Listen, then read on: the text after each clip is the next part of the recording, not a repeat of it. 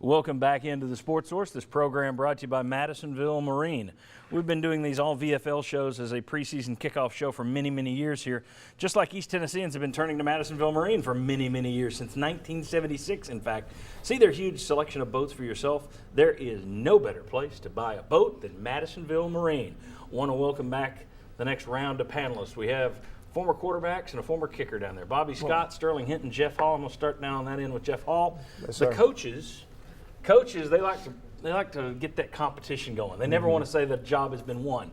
They claim this week that Aaron Medley, the senior, still in a kicking competition with Brent Samaglia, the freshman. Say it's still wide open. Don't know who's going to get the job. As a former kicker, one, do you believe that? Two, is that a bad thing for a kicker to have competition? No, I don't Mentally. believe it. And no, it's not a bad thing. And it's a similar situation when I got redshirted when I came in my first year. John Bexford was the fifth-year senior, pretty good kicker, fourth-year senior, and so we competed, but it was understood that Bexford was the starter. So Medley is the starter. There's no question about it.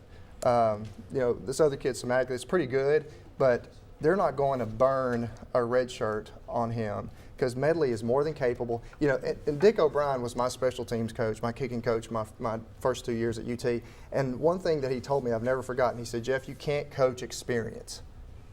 Right. Well, Medley's got 3 years of experience, and if you're trying to put the best guy at that position on the field, who's it going to be? A guy who was in high school last year, or your guy who's played 3 years of big-time college football? There's no question. Medley's the starter. This is just drama to try to maybe push him a little bit more. That's all it is. Well, let's talk about the quarterback situation. I think everyone believes Quentin Dormady is going to be your guy. He's certainly going to get the start down at Georgia Tech. Tennessee won't say that. They say it's still a battle. I still think you're going to see both quarterbacks, at least for the first two games. My question, though, as quarterbacks, if Tennessee winds up riding two quarterbacks the whole way, is that a good or a bad thing for this team? I think it's a bad thing because, the old saying, if you've got two quarterbacks, you don't have one. I think, just watching from even back in the orange and white game, Dormady is just got that air about him. He looks like he should be out there. Well, as what Jeff says, he also has more time in the program. He's got the experience advantage. So, and the other kid will be good. I mean, he's a great athlete and everything like that. But the experience factor has to come into play. And not that Dormady has had that many snaps in game situations, but I think, one of the things that when we played, like I was a starting quarterback, but if we had the game in hand, I didn't play very many fourth quarters, and they would put the second team in and get them some experience and everything, and I think that's the way it should work here.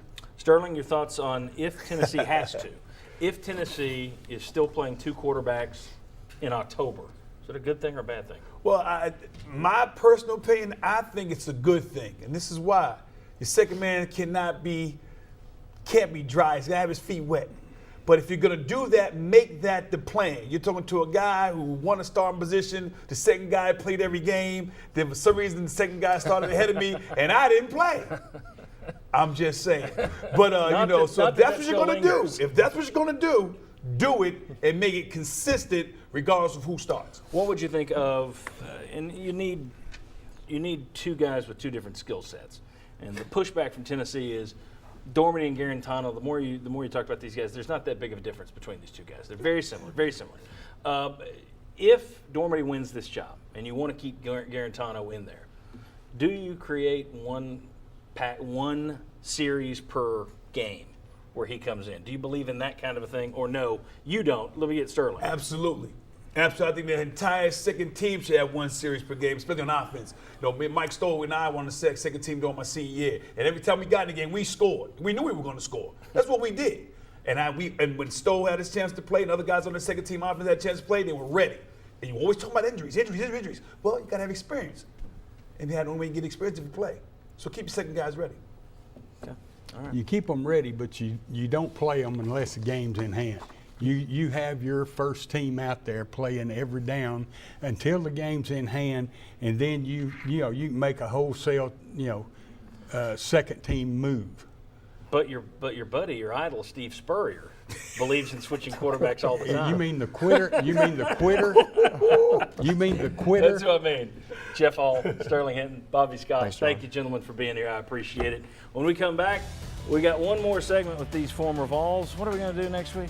Yeah, stars are gone, but could the chemistry be better? Some of the players over there are saying it.